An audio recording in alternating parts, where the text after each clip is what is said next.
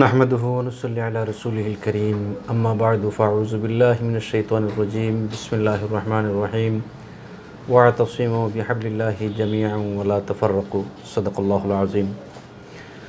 Bangla TV চ্যানেলের সাপ্তাহিক Islamic অনুষ্ঠান হেরার জ্যোতি, দেশ বিদেশ থেকে যারা আমাদের এই অনুষ্ঠান উপভোগ করছেন সকল দর্শক শ্রোতাবৃন্দকে জানাই হেরার জ্যোতি অনুষ্ঠানের পক্ষ থেকে, বাংলা টিভি চ্যানেলের পক্ষ থেকে আন্তরিক মোবারকবাদ। সম্মানিত শ্রোতামণ্ডলী, দর্শক মণ্ডলী, আমরা একটি ঈদ উদযাপন করেছি। বিশ্ব মুসলমানের যে দুটি উৎসবের দিন, ঈদ উল ফিতর এবং ঈদ উল আদহা, সেই ঈদ উল আদহা কোরবানির মাধ্যমে আমরা ধনী ব্যক্তিরা কোরবানি করেছি, আর গরিবদেরকে আমরা এই কোরবানির মাংস বিলিয়ে দিয়ে তাদেরকেও আনন্দের মধ্যে শরিক করেছি। এজন্য সকল কোরবানি দাতা এবং সকল কোরবানির মাংস যারাই আমরা বন্টন করে খেয়েছি, আল্লাহ পাক রব্বুল আলামিন সবার কোরবানিকে কবুল করুন, আল্লাহুম্মা আমিন।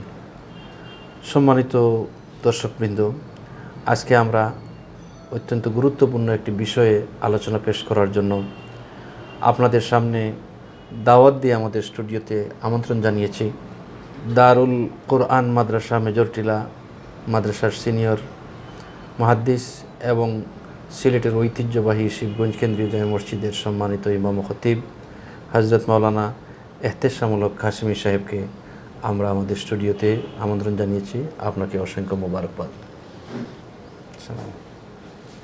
আসসালামু আলাইকুম ওয়া রাহমাতুল্লাহি ওয়া বারাকাতুহু। আমি মাওলানা এহতেশামুল হক কাশিমি, সিলেটের ঐতিহ্যবাহী দ্বীনি বিদ্যাপীঠ জামিয়া দারুল কোরআন সিলেটে ইলমে হাদিসে অধ্যাপনায় আসি। পাশাপাশি শিবগঞ্জ বায়তুল জান্নাত জামে মসজিদের ইমাম ও খতিবের দায়িত্ব পালন করে আসছি। আমার আলোচনার শুরুতেই বাংলা ভিউ চ্যানেলের সকল দর্শক শ্রোতামণ্ডলী এবং এই চ্যানেলের পরিচালকবৃন্দ সবাইকে আমার অন্তঃস্থল থেকে আন্তরিক অভিনন্দন, শুভেচ্ছা ও মোবারকবাদ জ্ঞাপন করছি। ধন্যবাদ মৌলানা এহতেশামুল হক কাশিমি সাহেব। মুহতারামের কাছে আমরা জানতে চাইব যে ইসলাম একটি সার্বজনীন ধর্ম এবং সর্বকালে সর্বযুগে এবং সব সময় সকলের জন্য ইসলাম একটা আধুনিক মডারেট একটা ধর্ম হিসাবে সবার কাছে স্বীকৃত। ইসলাম বড়কে সম্মান করতে বলে, ছোটকে স্নেহ করতে বলে, ব্যক্তি জীবন থেকে শুরু করে আন্তর্জাতিক জীবন পর্যন্ত ইসলাম প্রত্যেকটা বিষয়ে মানুষকে শিক্ষা দেয়। এই এত গুরুত্বপূর্ণ পরিপূর্ণ ইসলামী একটা ধর্ম, এই ধর্মের ভিতরে এই ঐক্যের ব্যাপারে যে বক্তব্যগুলো আছে আমরা আপনার কাছ থেকে আশা করব যে সেই বিষয়গুলো আপনি উপস্থাপন করবেন। নাহমাদুহু ওয়া নুসাল্লি আলা রাসূলিহিল কারীম, আম্মা বা'দু ফাআউযু বিল্লাহি মিনাশ শাইতানির রাজীম, বিসমিল্লাহির রাহমানির রাহিম।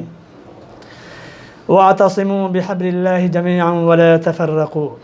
ওয়া ক্বালা আন-নাবিয়্যু সাল্লাল্লাহু আলাইহি ওয়া সাল্লাম, আল মুসলিমু আখুল মুসলিম। ওয়া ক্বালা ফি হাদীসিন আখার, কুল্লু মুসলিম কাজাসাদিন ওয়াহিদ, আও কামা ক্বালা আলাইহিস সালাতু ওয়াস সালাম। বাংলা ভিউ চ্যানেলের পক্ষ থেকে আয়োজিত আজকের এই অনুষ্ঠানে সম্মানিত পরিচালক, উপস্থিত বাংলা ভিউ চ্যানেলের দর্শকবৃন্দ, আলোচনার শুরুতেই আমি মহান মাওলায়ে করিমের দরবারে লক্ষ কোটি শুকরিয়া জ্ঞাপন করছি, যিনি আমাকে আজকে একটা দিনের অনেক গুরুত্বপূর্ণ বিষয়ে আলোচনা করবার জন্য আমাকে দাওয়াত করা হয়েছে। যারা আমাকে দাওয়াত করছেন, এই নগণ্য অদমকে, আমি তাদেরকে আমার অন্তরের পক্ষ থেকে, অন্তঃস্থল থেকে আন্তরিক অভিনন্দন ও মোবারকবাদ জানিয়ে আমার আলোচনা শুরু করছি। আল্লাহ পাক রব্বুল আলামিন মানুষের হিদায়তের লক্ষ্যে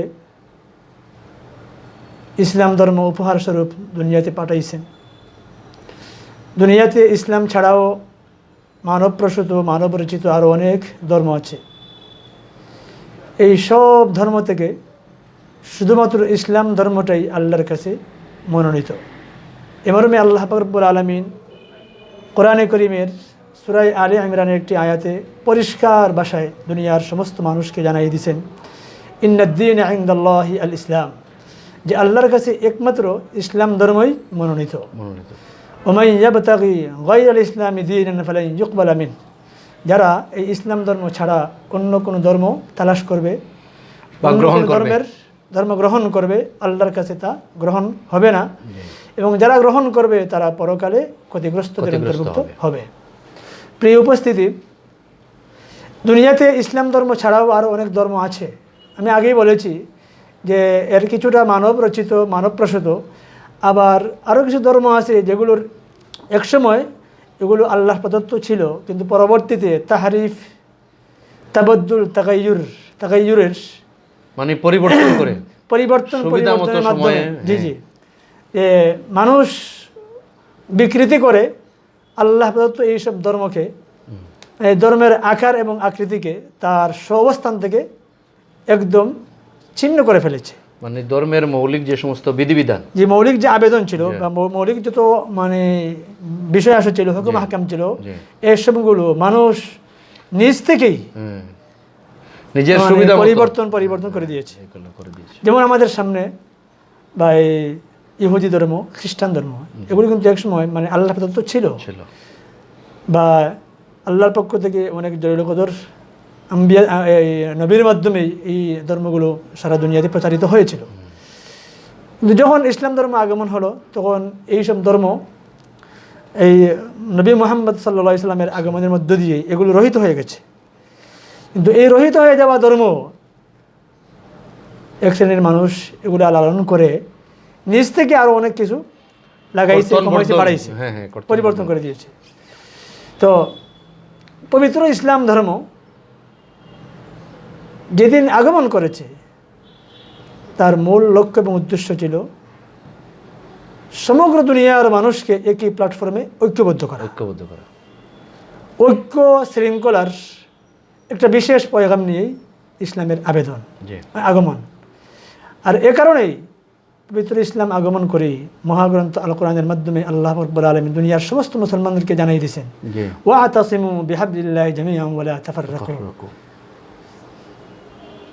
হে দুনিয়ার ইমানদারগণ, মুসলমানেরা, তোমরা আল্লাহর রজ্জুকে আঁকড়েভাবে ধরো এবং পরস্পর বিচ্ছিন্ন হয়ো না। এই আয়াতের উপর মুসলমানেরা প্রায় 850 বছর যাবৎ পালন করে আসছেন। আয়াতের উপর নবী সাল্লাল্লাহু আলাইহি ওয়াসাল্লামের পর থেকে, রাসূল করিমের জামানার পর থেকে, বা রাসূল করিমের জামানা থেকে শুরু করে সাহাবায়ে কেরাম, তাবেঈন, তাবেঈন, আইম্মায়ে মুজতাহিদিন, সলফে সালিহিন সহ প্রায় ইসলামী ইতিহাসের 850 বছর যাবৎ মুসলমানেরা এই আয়াতের উপর যথাযথ আমল করে আসছেন, ঐক্যবদ্ধ ছিলেন। আর এই ঐক্যবদ্ধ থাকার কারণেই ইসলাম এবং মুসলমানদের বিরুদ্ধে বাতিল কোনো পরাশক্তি কখনোই মুসলমানদের বিরুদ্ধে দাঁড়াতে পারেনি। যারাই মুসলমানদের বিরুদ্ধে দাঁড়িয়েছে, ওরা পরাজয়ের গাড়ি নিয়ে নিজের বাড়ি ঘরে ফিরে গেছে। কিন্তু যেদিন থেকে মুসলমানেরা মহাগ্রন্থ আল কোরআনের ইসলামের এই অমুক বিধান, ওয়াতাসিমু বিহাবলিল্লাহি জামিআন ওয়া লা তাফাররাকু, যে তোমরা আল্লাহর রজ্জুকে ঐক্যবদ্ধভাবে আঁকড়ে ধরো এবং পরস্পর বিচ্ছিন্ন হয় না, যখনই এই আয়াতের উপর আমল শিথিল হয়ে আসলো, তখনই মুসলমানদের অধঃপতন শুরু হলো। আর এই অধঃপতনটা অদ্যাবধি অব্যাহত আছে। রাসূল করিম সাল্লাল্লাহু আলাইহি ওয়াসাল্লাম মক্কার জীবনে ইসলামের শুধুমাত্র দাওয়াত দিয়েছেন, মানুষকে এক আল্লাহর দাওয়াত দিয়েছেন, এবং রাসূল সাল্লাল্লাহু আলাইহি ওয়াসাল্লাম আল্লাহ তাআলার পক্ষ থেকে যে প্রেরিত নবী, এই কথা মানুষের কাছে পৌঁছে দিয়েছেন।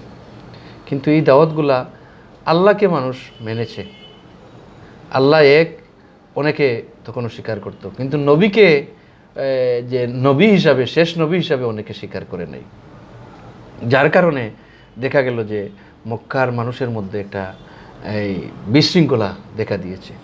নবীজির কাছে তারা অনেক দাওয়াত নিয়ে আসলো যে মুহাম্মদ, তুমি কি চাও? তুমি ধন চাও? তুমি নেতৃত্ব চাও?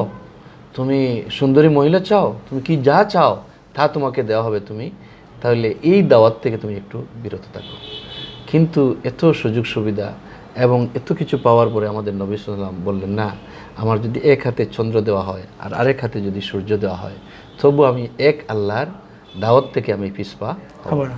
এই কথা শোনার পরে মক্কার সব মানুষ নবীজির বিরুদ্ধে ঐক্যবদ্ধ হয়ে গেল। নবীজি এখান থেকে হিজরত করে মদিনা শরীফ চলে গেলেন। মদিনা শরীফ গিয়ে সকল ধর্ম, সকল গোত্র, সকল বংশের মানুষকে ঐক্যবদ্ধ করলেন। ঐক্যবদ্ধ করে যে একটা মদিনা সনদ নামে একটা সনদ করছিলেন, সংবিধান করছিলেন। সেই সংবিধান তো ইসলামের ইতিহাসে, দুনিয়ার ইতিহাসে সর্বপ্রথম সংবিধান, প্রথম সংবিধান। তো সেই সংবিধানে তো নবীজি মুসলমানদের তো ঐক্য থাকবে, এরপরেও একটা রাষ্ট্রের মানুষের মধ্যে ঐক্য থাকবে, এইটা বলছিলেন। এই ব্যাপারে মদিনা সনদের ব্যাপারে কতটা গোত্র ছিল বা এখানে কারা কারা নেতৃত্ব পর্যায়ে ছিলেন, এই ব্যাপারে আপনার কাছ থেকে একটু আলোচনা শুনতে চাই। আসলে মদিনা সনদ যেটা ছিল, যে রাসূল করিম সাল্লাল্লাহু আলাইহি ওয়াসাল্লামের নবুয়ত জিন্দেগির দ্বিতীয় ধাপ। মক্কি জিন্দেগিতে রাসূল করিমকে শুধু আদেশ করা হয়েছিল তাওহীদ রিসালাতের দাওয়াত দিতে, ফাসদা বিমা তু'মার ওয়া আ'রিদ আনিল মুশরিকিন। যে নবী, আপনাকে যা আদেশ করা হয়েছে শুধু এই আদেশগুলোই আপনি জাতির সামনে উপস্থাপন করুন। আর এই ইসলামের দাওয়াত দিতে গিয়ে কোন কাফির, কোন বেদিন, কোন মুশরিক আপনাকে কি বলল সেদিকে আপনি ভ্রুক্ষেপ করবেন না। প্রায় 13 বছর যাবত রাসূল করিম সাল্লাল্লাহু আলাইহি ওয়াসাল্লাম এই আয়াতের আলোকেই দাওয়াতই দিতে থাকলেন, দাওয়াত, তাবলীগ, তাওহীদ এবং রিসালাতের দাওয়াত দিতে থাকলেন। এক সময় যখন এই দাওয়াত দিতে গিয়ে মক্কার কাফিররা একই প্ল্যাটফর্মে ঐক্যবদ্ধ হইয়া রাসূল করিমকে মানে ওনার জন্মস্থান থেকে তাড়িয়ে দেবার লক্ষ্যে তারা ঐক্যবদ্ধ হয়ে গেল। তাড়িয়ে দেন না, আসলে ওনাকে হত্যা করার উদ্দেশ্যে তারা যখন ঐক্যবদ্ধ হলো, তখন আল্লাহর পক্ষ থেকে হিজরতের ডাক আসলো। এবং তখনও পর্যন্ত দুনিয়ার যত বিশৃঙ্খলা, যত উশৃঙ্খলা, যত হানাহানি, মারামারি, কাটাকাটি, যত সন্ত্রাসবাদ আছে, এইগুলোর প্রতিবাদ বা প্রতিহত করবার লক্ষ্যে আল্লাহর পক্ষ থেকে তখনও কোনো আদেশ আসে নাই। যখন রাসূল করিম সাল্লাল্লাহু আলাইহি ওয়াসাল্লাম আল্লাহর আদেশে হিজরত করে মদিনায় চলে গেলেন, আবার মদিনায় চলে যাওয়ার পরেও কাফিরদের থেকে আক্রমণ আপনার যখন ইতি ঘটল না, তারা আরও বেশি শক্তি সঞ্চয় করে মুসলমানদের বিরুদ্ধে তেড়ে আসবার লক্ষ্যে যত ধরনের প্রস্তুতি পন্থা তারা অবলম্বন করলো, তখন আল্লাহর পক্ষ থেকে সর্বপ্রথম যে বাণীটা নাজিল হয়েছিল যে সন্ত্রাসবাদ দমনের লক্ষ্যে, যে যারা এই মুসলমানদেরকে নিজ বাড়ি থেকে তাড়িয়ে দিয়েছে অন্যায়ভাবে, কিন্তু তারপরেও মুসলমানেরা কাফিরদের বিরুদ্ধে অবস্থান গ্রহণ করেনি। যখন এই মাত্রাটা মদিনায় যাওয়ার পরেও আরও বেড়ে গেল, তখন আল্লাহর পক্ষ থেকে সন্ত্রাসবাদ দমন করবার লক্ষ্যে ইসলামের অমুক বিধান জিহাদ নীতির আলোকে একটা আয়াত নাজিল করলেন, উযিনা লিল্লাযীনা ইউকাতালুনা বিআন্নাহুম যুলিমু ওয়া ইন্নাল্লাহা আলা নাসরিহিম লাকাদির। এই আয়াতটা নাজিল হয়েছে মদিনায় যাবার 1 বছর পরে।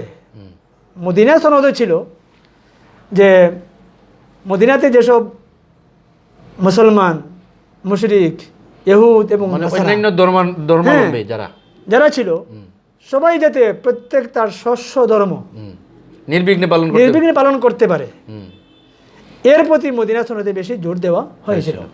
এবং সামাজিক শান্তি আনয়নের লক্ষ্যে যত ধরনের ঐক্য কায়েম করার কথা, এই সবগুলো রাসূল করিম সাল্লাল্লাহু আলাইহি ওয়াসাল্লাম মদিনা সনদে উল্লেখ করেছেন। আমরা যাই হোক, আলহামদুলিল্লাহ, আমরা জানলাম যে একটা দেশের ঐক্যের ব্যাপারে বিশ্বনবী সাল্লাল্লাহু আলাইহি ওয়াসাল্লাম সর্বপ্রথমই ভূমিকা রাখছেন। এখানে নিজ নিজ ধর্মের কাজ স্বাধীনভাবে যেন করতে পারে, কোনো বাধা বিপত্তি থাকে না, এই ব্যাপারে রাসূল করিম সাল্লাল্লাহু আলাইহি ওয়াসাল্লাম ভূমিকা রাখছেন এবং বিশ্ব ইতিহাসে একটা উদাহরণ হিসাবে দিয়েছেন। যে উনি যদি বলতেন যে দেখো, এই মদিনার ভিতরে আমরা যারা হিজরত করে আসছি আর যারা আমাদেরকে সহযোগিতা করছেন, অর্থাৎ আনসার এবং মুহাজির, এরা ব্যতীত আর কোনো ধর্ম থাকবে না, তখনও পারতেন এই কথা। বর্তমান আমাদের বিশ্বে আমরা দেখতেছি অনেক দেশ এইভাবে বলছে যে আমাদের এই দেশে এই ধর্মের মানুষ ছাড়া অন্য কেউ থাকতে পারবে না। কিন্তু আমাদের নবী সাল্লাল্লাহু আলাইহি ওয়াসাল্লামের দর্শন এটা ছিল না, যে একটা ভূখণ্ডের ভিতরে যারা অবস্থান করছে তারা তাদের নিজ ধর্মকর্ম যেন স্বাধীনভাবে পালন করতে পারে। এক ধর্মের মানুষ অন্য ধর্মের কোনো কার্যের উপরে যেন হস্তক্ষেপ না করে, এ ব্যাপারে রাসূলুল্লাহ সাল্লাল্লাহু আলাইহি ওয়াসাল্লাম অত্যন্ত সুন্দর ভূমিকা রাখছেন। তো যাই হোক, আমরা জানলাম যে ইসলামের ইতিহাসে নবী করিম সাল্লাল্লাহু আলাইহি সাল্লাম মুসলমানদের ঐক্য এবং একটা ভূখণ্ডের মানুষের ঐক্যের ব্যাপারে সর্বপ্রথম ভূমিকা রাখছেন। সম্মানিত দর্শক শ্রোতাবৃন্দ, আমরা আসলে সময়ের শেষ পর্যায়ে চলে আসছি। আমাদের বাংলাদেশে যে মুসলমানদের ঐক্য, এই ব্যাপারে আপনি একটা বক্তব্য উপস্থাপন করেন, যেন আমাদের দর্শক শ্রোতা যারা আছেন বিশ্বের বিভিন্ন প্রান্ত থেকে যারা দেখছেন, তারা মুসলিমদের ঐক্যের ব্যাপারে এই বাংলাদেশের ওলামায়ে কেরামরা কী করছেন। প্রশ্নটা অনেক জটিল। জি, এখানে মূল বিষয় হচ্ছে বর্তমান বিশ্বের যে পরিস্থিতি, বর্তমান বিশ্বের পূর্ব থেকে পশ্চিম, উত্তর থেকে দক্ষিণ, যেখানেই মুসলমানদের বসবাস, সব জায়গায় মুসলমানরা কোনো না কোনো সমস্যায় জর্জরিত। মুসলমানেরা, তবে আশ্চর্যের কথা হলো যে মুসলমানেরা বর্তমানে যে জনবল আছে বা যে শক্তিবল বা অর্থবল আছে, যে ক্ষমতা আছে, এই ক্ষমতা বা এই জনবল কিন্তু অতীত ইতিহাসে ছিল না। অতীত ইতিহাসে এই জনবল অর্থবল না থাকার পরেও মুসলমানেরা সবাই একই প্ল্যাটফর্মে ঐক্যবদ্ধ ছিলেন এবং বাতিলরা ছিল সবাই মুসলমানদের কর্তলগত, মুসলমানদের কাছে অবনত। কিন্তু বর্তমান দুনিয়াতে মুসলমানেরা ধর্মীয় দৃষ্টিকোণ থেকে সব ধর্মের চেয়েও বেশি অনুসারী মুসলমানরা। অবশ্যই অনেকে বলে থাকেন যে খ্রিস্টানদের অনুসারী বেশি, খ্রিস্টান ধর্মের অনুসারী বেশি। এটা কিন্তু কথাটা সঠিক না, কারণ এক সময় ছিল খ্রিস্টানদের অনুসারী বেশি, কিন্তু এই খ্রিস্টান অনুসারীদের বৃহৎ একটা অংশ যারা বর্তমানে নাস্তিকবাদী চলে গেছে, যারা প্রকৃতির বিশ্বাস করে, ধর্মকে লালন করে না, কিন্তু ধর্ম পালন করে। ধর্মের অনুসারীর দিক দিয়ে বর্তমান বিশ্বে প্রায় 170 কোটি মুসলমান বসবাস করতেছে। তো সংখ্যার দিক দিয়েও মুসলমানেরা বর্তমান দুনিয়াতে অনেক বেশি, অর্থের দিক দিয়েও। কারণ দেখা গেছে যে সারা বিশ্বের ভূখণ্ডের প্রায় 60% জমি মুসলমানদের দখলে। তাহলে বোঝা গেল এই 60% জমির দখল হওয়ার পাশাপাশি 60% মানে ভূখণ্ডের সম্পদ মুসলমানদের দখলে আছে। বর্তমান বিশ্বের এই স্থলভাগ বা এই জলভাগে যত আমদানি রপ্তানি হয় বা জলভাগে যতগুলো রুট আছে, এই প্রায় শতকরা 90% রুট মুসলমানদেরই এই রাষ্ট্রযন্ত্রের অধীনে। বিশেষ করে বর্তমান দুনিয়ার অন্যতম প্রধান যে সম্পদ তেল, যেটাকে আপনারা বলা হয় তরল স্বর্ণ, এর উপরে মুসলমানদের পুরো আধিপত্য আছে। তো সারা বিশ্বে জনবলের দিক দিয়ে মুসলমানদের অবস্থান সবার উপরে, ধন এবং সম্পদের দিক দিয়ে মুসলমানদের অবস্থান সবার উপরে। কিন্তু তারপরেও বিশ্বের আনাচে কানাচে, কাশ্মীর, ফিলিস্তিন, মায়ানমার, এই আজারবাইজান, চেচনিয়া, বিভিন্ন দেশে মুসলমানরা মার খাচ্ছে। যেখানে মুসলমানরা অবস্থান করতেছেন সেখানেই কোনো না কোনো সমস্যার সম্মুখীন। এই সম্মুখীন কেন? এই প্রশ্নের জবাবটা দিতে গিয়ে আমি রাসূল করিমের একটা ছোট্ট হাদিস আমি আপনাদের সামনে উপস্থাপন করি, মানে আলোচনা আমাদের সমাপ্তির দিকে নিয়ে যাব। যে রাসূল করিম সাল্লাল্লাহু আলাইহি ওয়াসাল্লাম একবার এক সাহাবায়ে কেরামের মজলিসে বলেছিলেন যে এমন এক সময় আসবে তোমাদের উপর যে সারা বিশ্বের কাফিররা একই প্ল্যাটফর্মে ঐক্যবদ্ধ হয়ে তোমাদের বিরুদ্ধে অবস্থান নেবে। যেভাবে মানে কেউ যদি খাবারের আয়োজন করে, সবাই আয়োজন করার পর সবাইকে যেভাবে ডাকে খাবারের দস্তরখানে বসাবার জন্য দাওয়াত করে, ঠিক তদ্রূপ মুসলমানদেরকে লাঞ্ছিত, মুসলমানদেরকে মানে নিধন করবার লক্ষ্যে এক সময় আসবে যে সারা বিশ্বের কাফিররা একই প্ল্যাটফর্মে ঐক্যবদ্ধ হবে, ইসলাম বিরোধী যারা। হ্যাঁ, ইসলাম বিরোধী যারা। ওই সময় এক সাহাবী মানে রাসূল করিমের এর জবাবে বলেছিলেন, বলে হুজুর তখন কি আমরা মুসলমানেরা সংখ্যায় বেশি হব না কম হব? রাসূল করিম বলেছিলেন যে সংখ্যায় এখনের তুলনায় অনেক বেশি হবে, তবে মুসলমানদের অবস্থা হবে যে বন্যার পানিতে ভেসে আসা খড়কুটোর মতো।